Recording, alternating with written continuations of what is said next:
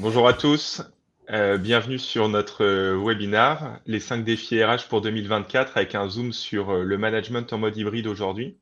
Donc on va laisser 1 ou 2 minutes le temps à tout le monde d'arriver. Ça va peut-être nous permettre de se présenter avec Albert qui est présent sur le webinaire avec moi aujourd'hui. Donc de mon côté, pour ceux qui ne me connaissent pas, Yoann Molinari, je suis l'un des fondateurs de Popwork et aujourd'hui donc je suis rejoint par Albert. Albert, je te laisse te présenter. Bonjour à tous, merci Johan. En deux mots, je suis aussi un fondateur de la société Semana et je suis très heureux de pouvoir échanger aujourd'hui tous ensemble sur les nouveaux défis liés à ce mode d'organisation hybride. Excellent. Donc, pour être certain que ça fonctionne bien et que vous nous entendez, ce qui serait sympa, c'est que vous nous disiez bonjour donc dans le chat de LinkedIn. Si vous pouvez en profiter pour nous dire qui vous êtes, combien de personnes travaillent dans votre entreprise et pour vous, quel est le plus grand défi du management hybride aujourd'hui, ce serait vraiment une super manière de se présenter. Donc, avant de continuer, on attend de voir les premiers commentaires pour être certain que on ne parle pas dans le vide. Donc pendant que vous faites ça, peut-être juste pour voilà, je vois les premiers bonjours qui arrivent. Bonjour Muriel. Donc pendant que vous faites ça, simplement pour vous présenter l'agenda et un petit peu les règles du jeu du webinaire. Aujourd'hui, l'idée c'est de vraiment faire un zoom sur le management en mode hybride. Donc vous donnez nos constats, vous partagez tous les chiffres clés dont vous avez besoin. Également faire un zoom sur des solutions concrètes que vous pouvez mettre en place dès aujourd'hui, dès demain, dans vos entreprises et vos équipes. Et enfin, on va garder quelques minutes à la fin pour une session de questions-réponses. Donc, pendant tout le webinaire, n'hésitez surtout pas à partager vos remarques, vos commentaires et surtout vos questions dans le chat de LinkedIn. Ça nous permettra de rebondir soit au fur et à mesure, soit de les garder pour la fin de la session, donc avec cette petite partie Q&A. Donc, je vois pas mal de personnes qui commentent. Donc, on a Muriel, par exemple, qui est Head of Workplace Expérience chez Alma. Donc, 60 personnes en remote, 300 personnes en hybride, Albert, pour te donner une idée. Ce que je Super. propose, c'est que on commence dès maintenant avec le début du contenu. Et au fur et à mesure que les gens nous rejoignent, on pourra revenir sur des points importants.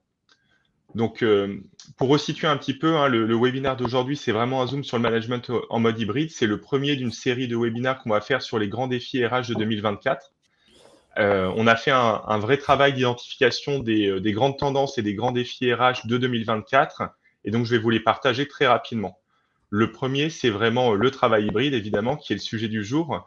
Et pour l'illustrer en un chiffre, The Economist prévoit qu'en Europe, d'ici la fin de la décennie, on aura 30% des jours qui seront télétravaillés. Le deuxième défi qui nous a marqué, c'est vraiment celui de l'accompagnement des managers. Pour l'illustrer, un chiffre, seulement 6% des salariés aujourd'hui désirent devenir manager. C'est un chiffre qui n'a jamais été aussi bas et donc on voit que c'est un vrai défi, en tout cas pour toutes les entreprises aujourd'hui. Le troisième, vous le connaissez bien, c'est la santé globale des employés. Un chiffre qui m'a vraiment marqué, c'est le fait que 34% des employés auraient subi un épisode de burn-out en 2022. Donc, ça montre la gravité du sujet. La quatrième tendance, plus qu'un défi, c'est vraiment une opportunité pour vous, puisque je vois qu'il y a beaucoup de RH parmi vous aujourd'hui connectés sur le webinaire. C'est le rôle de plus en plus stratégique des RH. Et je leur veux pour preuve le nombre en fait de COMEX qui comprennent un DRH dans leur rang, qui est vraiment en croissance depuis les dernières années. Et enfin, la dernière tendance ou le dernier défi, c'est celui de l'innovation, l'intelligence artificielle et du lien avec les RH. Et pour l'illustrer, un chiffre tout frais, qui est le fait que 50% des salariés français ont peur que l'IA fasse disparaître en tout ou partie leur métier. Donc, ce seront les sujets voilà, qu'on pourra voir. Aujourd'hui, on va vraiment se concentrer sur les deux premiers défis, le travail hybride et l'accompagnement des managers, avec un zoom sur le management en mode hybride. Donc, Albert, expert sur le travail hybride et fondateur de Semana, j'ai préparé quelques questions pour toi pour que tu puisses nous partager un petit peu tes constats et tes conseils. La première, très simple, où est-ce qu'on en est aujourd'hui du télétravail ? Ouais, effectivement, merci pour la question. On parle beaucoup en ce moment de ces sujets-là et surtout depuis la période du Covid, il y a eu une certaine forme de balancier sur la pratique du télétravail, beaucoup de polémiques aussi dans la presse. Ce qu'on constate aujourd'hui, c'est qu'en 2024, on a maintenant du recul sur comment se stabilise la situation. Elle se stabilise autour de 2,2 jours de télétravail par semaine. Comme vous voyez sur le graphique en haut à droite, c'est une tendance qui maintenant est stabilisée. Par contre, derrière ces 2, quelque chose jours, il faut bien intégrer le fait qu'il y a une réalité qui est très hétérogène. Le rapport au télétravail varie énormément en fonction. Il y a des sédentaires qui représentent environ 30% des populations. On a 50% qui sont hybrides, donc ils font distanciel et présentiel, et 20% qui sont full remote, et que cette réalité hétérogène, il faut pouvoir l'appréhender dans ses stratégies et ses politiques. Et elle va dépendre des individus, et en général, elles sont conditionnées par à la fois la fonction. Évidemment, je suis IT, c'est pas pareil que quand on est sales, mais aussi la seniorité et la situation personnelle. Contre toute attente, ce qui touche à la seniorité, ce sont les jeunes qui veulent aller au bureau, alors que les seniors sont plus enclins à faire du télétravail parce qu'ils ont des grands espaces, parce qu'ils ont une bonne connexion et qu'ils connaissent déjà leur métier. Et pour un peu faire écho à ce que l'on entend dans la presse, effectivement, il y a beaucoup de polémiques avec beaucoup de phrases chocs comme quoi on va revenir sur le télétravail. En réalité, ce que l'on constate, c'est que on revient sur une organisation du télétravail, sur un mode organisé de présentiel plutôt qu'une pratique un peu libérée où tout le monde fait un peu ce qu'il veut. Vous voyez le titre coupure de presse, fin de l'open bar. Et donc, ce qu'on entend par là, c'est qu'on va essayer de contrôler maintenant un peu plus organisé et donc éviter que certaines personnes viennent quand ils veulent ou alors qu'on n'ait pas vu quelqu'un pendant 3 mois. Quoi. Voilà un petit peu comment cette évolution du travail hybride se structure. Si tu vas sur voilà, un peu dans les grandes lignes. Quoi. Ouais. C'est super clair. Donc, tu parles d'un nombre de jours de télétravail qui est encore important avec voilà, une réalité qui est hétérogène et un retour organisé vers le bureau. La question que je me pose, du coup, c'est quel est l'impact de cette nouvelle organisation sur l'environnement de travail? Effectivement, donc ça a un impact déterminant, évidemment, parce que le travail hybride, pour rappel, c'est un mélange entre le présentiel et le distanciel, et qui dit distanciel dit que les bureaux sont de plus en plus vide. La conséquence de tout ça et de ce phénomène qu'on vient d'observer, c'est qu'il y a une tendance vers la rationalisation des espaces avec une réduction de l'ordre de 15-25% des surfaces de bureau, qui est encore un peu timide, mais qui est amené à s'accélérer, en particulier avec les temps difficiles qui courent et les coûts liés au loyer. Ce qui est étonnant, quand on regarde les chiffres, c'est que on a aujourd'hui un taux d'occupation moyen de 40% des espaces. Donc, c'est extrêmement bas. Donc, c'est évidemment une moyenne. J'insiste, certains qui nous écoutent sont certainement dans des situations différentes, mais la moyenne est d'autour de 40%. Et en dépit de tout ça, les entreprises sont encore frileuses à l'idée d'aller réduire leur nombre de postes. On est aujourd'hui sur un ratio autour de 0,7 postes par collaborateur, ce qui, finalement, si on fait le calcul, leur donne encore des marges de manœuvre et un tampon de sécurité. Tout laisse à penser que ce ratio-là va être de plus en plus contraint. Il est plus nécessaire d'avoir non seulement un desk par personne, bon ça c'est évident, mais surtout on se rend compte qu'on opère très sereinement avec des ratios qui sont beaucoup plus agressifs. Je crois que Muriel nous partageait un ratio de 60 personnes en remote pour 30 personnes en hybride. On peut imaginer que dans les bureaux, il y a environ 100-150 personnes maximum chaque jour, quoi. Donc, ce phénomène-là, cette généralisation du flex office, elle a eu lieu et elle va encore plus se développer dans les prochaines années. Évidemment, elle est freinée par certains réfractaires. Donc, c'est environ 1 sur 3, quoi. Donc, 2 personnes qui sont favorables pour 1 personne qui est réfractaire. Et on se rend compte que ça a aussi un impact sur la fonction même du bureau, qui historiquement était un lieu où on faisait tout, et qu'aujourd'hui, le bureau est amené à gagner une fonction plus de socialisation. On vient au bureau pour collaborer, pour socialiser, pour rencontrer, pour apprendre aussi, et beaucoup moins pour effectuer des tâches individuelles qu'on peut réaliser très facilement chez soi au calme. Donc voilà un petit peu dans les grandes lignes sur quel est l'impact de cette généralisation du télétravail sur les environnements de travail. Ouais. Une autre manière, si tu vas sur la slide suivante, une autre manière de matérialiser ça, c'est quand je parle de ça, ce sont sur la fonction nouvelle du bureau. Voilà, si tu zoomes, ça sera plus simple, plus intéressant. On se rend compte que de nouveaux espaces sont en train de prendre une place plus en plus importante dans les bureaux, des espaces donc de socialisation avec plus de salles de formation, de conférences, de réunions, des espaces de créativité, des espaces détente. Donc tout ça, tous ces espaces-là ont pour vocation d'aller socialiser au détriment évidemment des postes individuels qui sont de moins en moins utiles et qu'on va réduire au fur et à mesure du temps. Très clair. J'en profite juste pour rappeler à tous les gens qui nous écoutent que vous pouvez poser vos questions dans le chat, nous partager aussi votre organisation, le rapport personnes dans les bureaux, en hybride ou en full remote. Ça nous permettra de rebondir dessus par la suite. On a vu l'impact sur l'organisation de l'environnement de travail. Toi, Albert, avec le recul et avec les entreprises que tu accompagnes, est-ce que tu as des bonnes pratiques à nous partager en fait sur la mise en place du télétravail?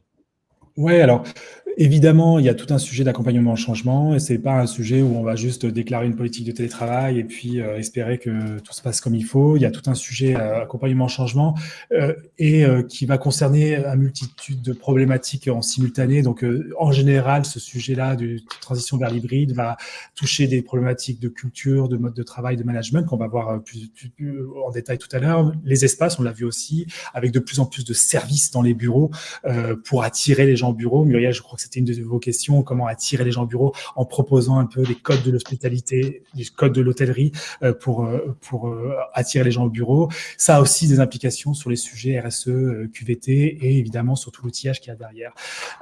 Et tout ce processus-là, si tu vas sur la slide suivante, doit se mener sur toute une phase de transition. Évidemment, elle ne peut pas se faire du jour au lendemain.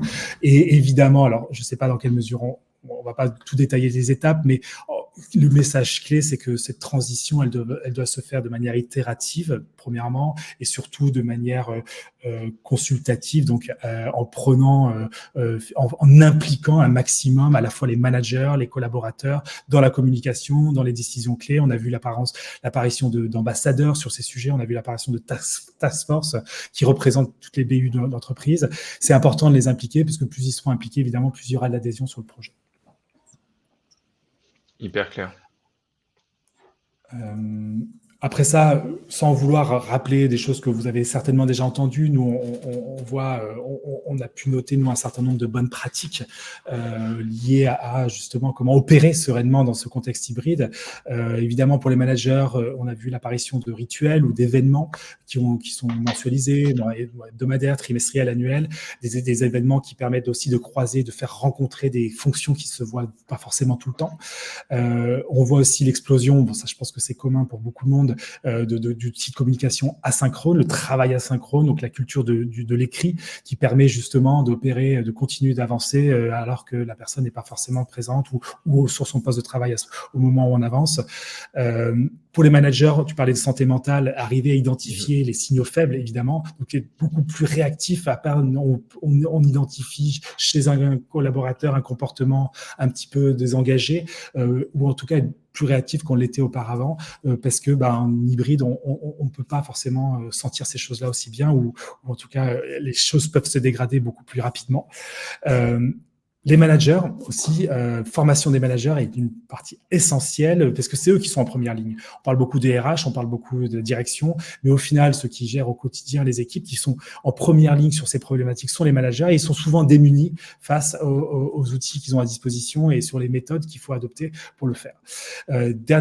Autre élément d'attention, c'est l'onboarding. Nous, on constate que c'est une phase clé dans le cycle de vie d'un collaborateur et que c'est là qu'il va créer les connexions avec le reste de l'organisation, qui va apprendre son métier, et que pour ces raisons-là, c'est à ce moment-là qu'on va nous pousser, on va avoir une attention, et pour rejoindre le sujet du travail hybride, imposer un petit peu plus le présentiel, parce qu'on sait que l'apprentissage et les connexions sociales, elles se font souvent en physique. Voilà. Évidemment, oui, pardon. Ouais, non, du coup, c'est la transition, elle me semble assez évidente. Et merci pour ces bonnes pratiques qui sont hyper utiles et qui peuvent avoir un impact fort.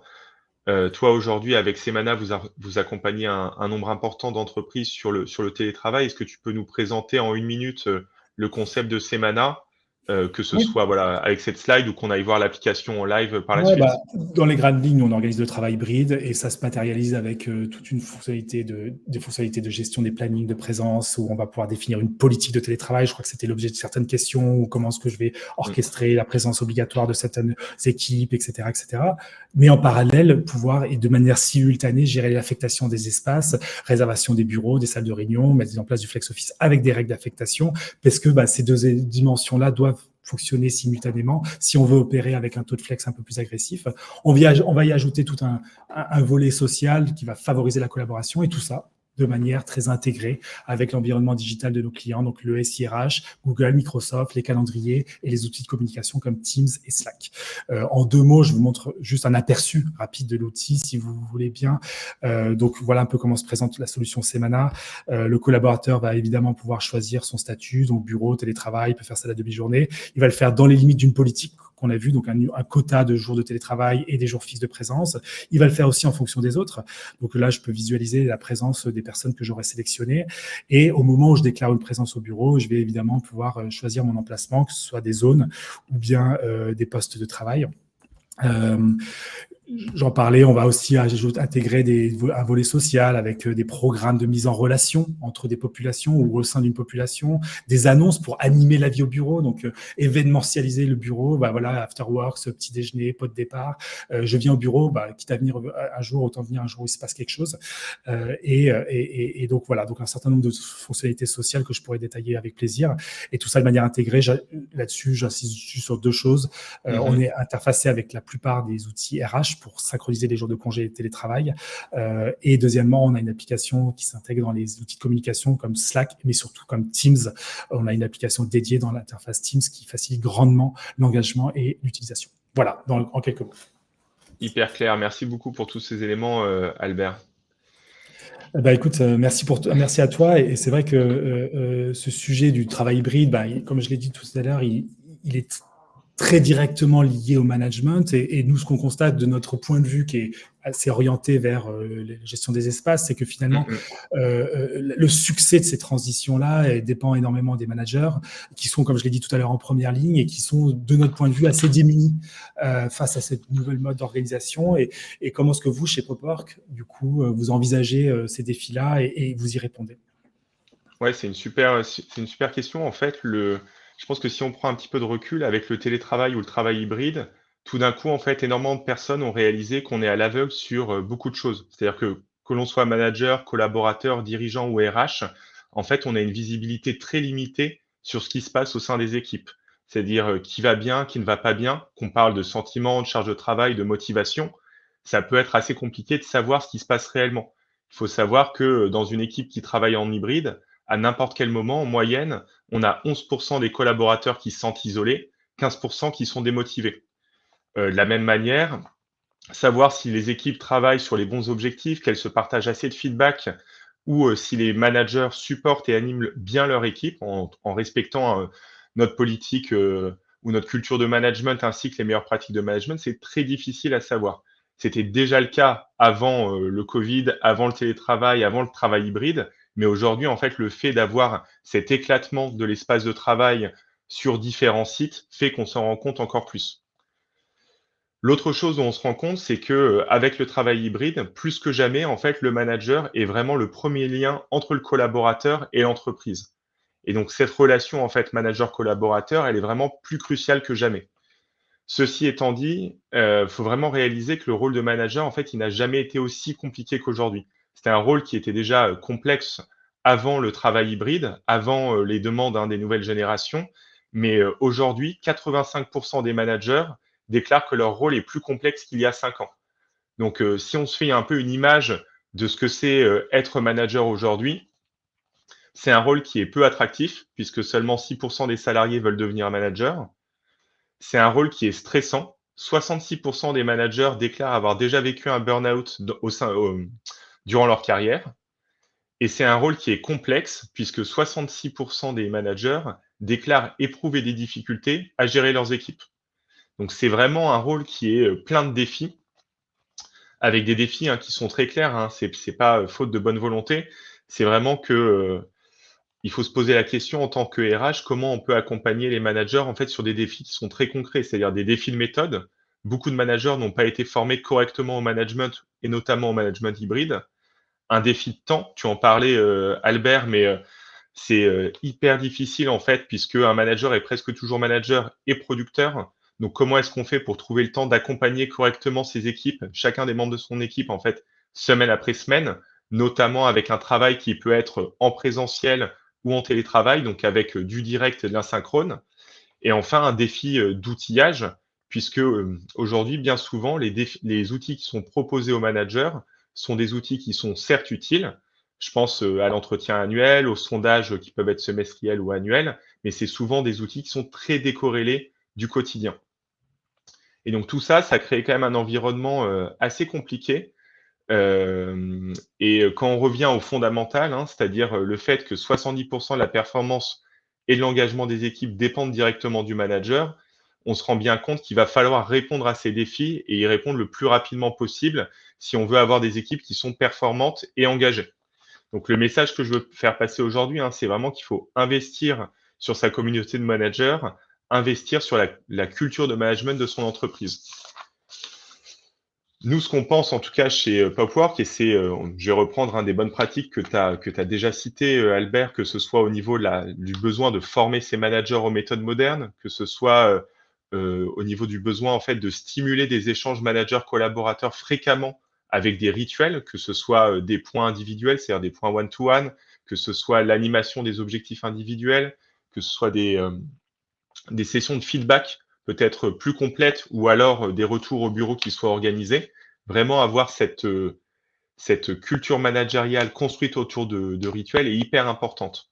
Et j'insiste beaucoup en fait sur ce côté d'échanges réguliers, de feedback régulier et de rituels mis en place. Mais pour vous citer quelques chiffres de Deloitte et de Gallup, ça a un impact en fait qui est hyper fort sur vos équipes. C'est-à-dire que d'avoir une culture de feedback régulier, ça va avoir un impact de plus 25% en moyenne sur la rétention des talents. Le fait d'avoir une culture de feedback régulier, ça va permettre aussi d'avoir plus 14% de satisfaction des employés, le même ordre de grandeur en gain de productivité, et le fait d'animer régulièrement ces conversations entre managers, collaborateurs et de se repencher sur les objectifs, ça va vous donner plus 25% de chances d'atteindre ces objectifs. Donc c'est vraiment une nécessité qui est immense. Et la difficulté, par contre, à laquelle on fait face, c'est comment répondre à ces défis de manière simple et pragmatique. Et nous, aujourd'hui, chez Popwork, c'est ce qu'on propose. Nous, on a construit une solution tout en un pour transformer la culture de management d'une entreprise. C'est-à-dire qu'on va pouvoir vous permettre de définir et de déployer une culture de management, de la piloter grâce à des tableaux de bord dynamiques, et ensuite d'animer des échanges réguliers entre managers et collaborateurs grâce à tous les rituels de management que vous connaissez. Donc, des points one-to-one qui sont préparés et suivis, des objectifs qui sont définis au trimestre, au semestre ou à l'année, mais que l'on vient réanimer à fréquence régulière, ou des sessions de feedback beaucoup plus profondes qui peuvent permettre de faire le point tous les 3 ou 6 mois afin de ne pas attendre l'entretien annuel. Peut-être pour vous montrer une étude de cas pratique qu'on vient de sortir, c'est celle d'Avisia, donc un cabinet de conseil de plus de 300 collaborateurs qui travaillent avec nous, qu'on accompagne avec Popwork. Je vous ai mis un petit aperçu aussi de leur tableau de bord en direct qui leur permet de suivre les indicateurs d'engagement, les indicateurs de pratique managériale et les indicateurs de performance au sein de leurs équipes. Ça leur permet de voir donc au niveau de l'ensemble des collaborateurs, mais de zoomer par département, par équipe ou jusqu'au niveau du collaborateur, de savoir qui se sent bien, qui a une charge de travail qui est bien gérée ou non, ainsi que d'autres indicateurs. Et les résultats qui sont mesurés aujourd'hui par Avisia, c'est assez simple, c'est que ils ont donc ces indicateurs en temps réel. Eux font le point chaque mois, ce qui leur permet de suivre et d'avoir des alertes proactives. Ils ont 100% de leurs salariés qui font des sessions de feedback manager collaborateurs au minimum une fois par mois. 100% de leurs managers ont été formés aux meilleures pratiques de management avec le programme de formation de Popwork. Et ils ont mesuré, en fait, après 12 mois d'usage, une augmentation de leur INPS, donc le taux de recommandation de leur employé, qui est monté jusqu'à plus 54. Donc, c'est vraiment des choses concrètes. Je vois le temps qui tourne, donc je ne vais pas, comme Albert, plonger dans l'application, mais pour ceux que ça intéresse, on pourra s'en reparler par la suite et je pourrais vous montrer ça. Je vous propose qu'on garde les 3-4 minutes qui nous restent peut-être pour répondre à quelques questions aux commentaires. N'hésitez pas à les ajouter. Je reprends peut-être quelques questions pour toi, Albert, avec donc Muriel de chez Alma qui nous remontait que ses défis aujourd'hui, c'était de fédérer, de faire revenir au bureau et de faire respecter la politique de télétravail. Toi, est-ce que tu as des conseils un petit peu pragmatiques, que ce soit via Semana ou autre, pour aider sur ces points? Alors effectivement, ce qui est décrit là, c'est des priorités des entreprises avec lesquelles on travaille. Donc faire revenir au bureau, peut-être pour commencer, je ferai référence à la citation d'un VP de chez Cisco qui disait que le bureau doit être un magnet et pas un mandate, donc un aimant et non pas une obligation. Certaines entreprises abordent ce sujet avec des contraintes et des règles plus fortes.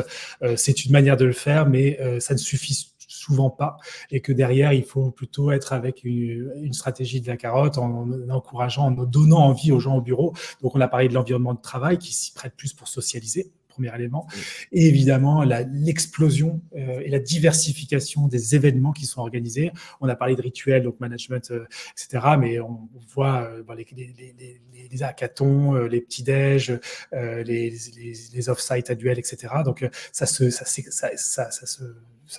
démocratise et ça permet de contribuer à faire revenir un peu les gens au bureau. Mais sur ce quoi je conclurai, c'est qu'il faut avoir cet équilibre entre des obligations un peu plus fortes qu'on va donner aux collaborateurs, parce qu'on ne peut plus laisser les gens faire un peu ce qu'ils veulent. Et même d'un point de vue légal, il faut avoir une compréhension de ce qui se passe. Mais ça ne suffit souvent pas et qu'il faut derrière avoir un peu ce jeu de la carotte où on va les encourager en leur donnant envie de venir au bureau. Excellent. J'ai une autre question. Donc, si les seniors sont en télétravail, comment nous pouvons préparer les plans de succession alors que les rencontres sont très rares avec les jeunes? Donc, je me permets de commencer la réponse, mais c'est vrai que ce qui est hyper intéressant sur des plans de passation, de mentoring, c'est vraiment d'utiliser en fait ces rituels. Donc, nous, on croit énormément au point one-to-one, on croit énormément aux objectifs individuels. C'est des choses que vous pouvez animer sans outils ou avec une plateforme comme Popwork. L'idée, c'est de pouvoir se rencontrer à une fréquence régulière, que ce soit toutes les semaines, toutes les 2 semaines, tous les mois, avec un ordre du jour qui soit préparé, où le collaborateur, ou dans ce cas, le collaborateur plus jeune pourra remonter les points qui sont importants pour lui, et où le mentor pourra ajouter ses sujets, partager du feedback, afin que la conversation soit provoquée vraiment sur les sujets les plus importants. Donc, je pense qu'il y a une partie vraiment d'organisation et de ritualisation de ce mentorat qui peut être super intéressant. Toi, de ton point de vue, Albert, est-ce qu'il y a des choses qu'on peut faire aussi dans l'animation au bureau? Oui, alors nous, ce qu'on constate par rapport à ce sujet de transmission et de formation, c'est que ça fait partie des domaines dans lesquels le distanciel, ça marche pas très bien. Et que du coup, il y a une vraie valeur pour justement organiser et favoriser cette transmission de savoir. Donc, en l'occurrence ici, entre des seniors et des juniors, à organiser finalement une présence commune de ces personnes-là. Il n'est pas question de les obliger à venir tout le temps au bureau, mais grâce à des outils justement comme Semana, où on va pouvoir définir des jours fixes de présence, on va pouvoir organiser et favoriser ce qu'on appelle la colocalisation de ces collaborateurs entre des groupes qui sont pertinents, parce que pas question forcément de voir tout le monde, mais on va pouvoir s'assurer qu'ils viennent au moins le même jour pour qu'ils puissent se voir, mais en plus de ça, qu'ils puissent s'asseoir dans des zones qui sont proches et donc puissent se rencontrer et échanger de manière informelle. Alors, je pense qu'il nous reste le temps d'une dernière question, qui est plutôt pour toi, Albert. Donc, question de Julie Sabran. Sur quelle base peut-on différencier les fréquences de télétravail, métier, lieu d'habitation? Dans quelle mesure peut-on prendre en compte les cas particuliers pour justifier une différenciation? Oui, c'est une bonne question. Donc, comme je l'évoquais tout à l'heure, le rapport au télétravail varie énormément d'un collaborateur à l'autre. Et donc, c'est dur d'appliquer une règle un peu homogène à tout le monde. Ce que l'on constate, nous, c'est que le plus souvent, il y a un accord cadre, donc une convention collective, un accord cadre qui est signé par les RH avec les représentants du personnel, qui va donner un cadre. Donc, typiquement, un cadre, c'est « je ne veux pas que vous fassiez plus que 3 jours de télétravail par semaine ». Derrière, libre au manager, ou en tout cas, c'est la bonne pratique que nous, on observe, libre au manager d'aller décliner dans le limite de ce cadre des politiques un petit peu plus un peu différentes en fonction de leurs équipes. Donc typiquement les IT, on va leur donner un peu plus, ou alors on va pas leur imposer, ou on va leur imposer moins de choses. Les juniors, on va leur demander de venir un peu plus souvent. Les stagiaires, ceux qui habitent loin, qui ont des soucis de santé, etc. Et que c'est important de décentraliser cette gestion-là des politiques au niveau des managers, parce que c'est eux qui sont quand même conscients et qui ont le regard le plus précis sur justement les contraintes des uns et des autres. Et donc, un cadre général et effectivement appliquer des exceptions en fonction des collaborateurs. J'entends que ces exceptions peuvent susciter finalement des polémiques et des tensions, mais de notre point de vue, en tout cas, il est impossible d'appliquer une règle un peu en bloc sur toute son organisation parce qu'elle ne correspondra forcément pas aux besoins et aux contraintes de tout le monde. Excellent, merci beaucoup pour cette réponse. Donc, la demi-heure est passée, c'est avec le moment de conclure. Il y a eu énormément de chiffres, de tendances qu'on a pu voir, de solutions qui ont été abordées. Moi, si je retiens 3 points de mon côté, c'est vraiment, donc pour faire face à ce défi du management en mode hybride, c'est 1, être capable d'organiser le travail hybride avec un usage optimal des bureaux, donc que ce soit manuellement ou avec une solution comme Semana. 2, le besoin de former ses managers aux meilleures pratiques de management hybride, ce que vous pouvez faire par vous-même en interne ou en vous appuyant sur des programmes de formation comme on le propose avec Popwork. Et enfin, 3, stimuler à tout prix le feedback manager-collaborateur, notamment grâce à un outil asynchrone et collaboratif. C'est ce qu'on propose chez Popwork. Donc, si vous voulez en savoir plus pour Semana, c'est semana.io. Et si vous voulez en savoir plus sur Popwork, c'est pop.work. Et puis, n'hésitez pas surtout à nous contacter avec Albert sur LinkedIn si vous voulez qu'on aille plus loin pour les problématiques de vos équipes et de vos entreprises. Voilà, merci à tous et bonne journée. Merci beaucoup à tous pour votre participation et à bientôt. Au revoir.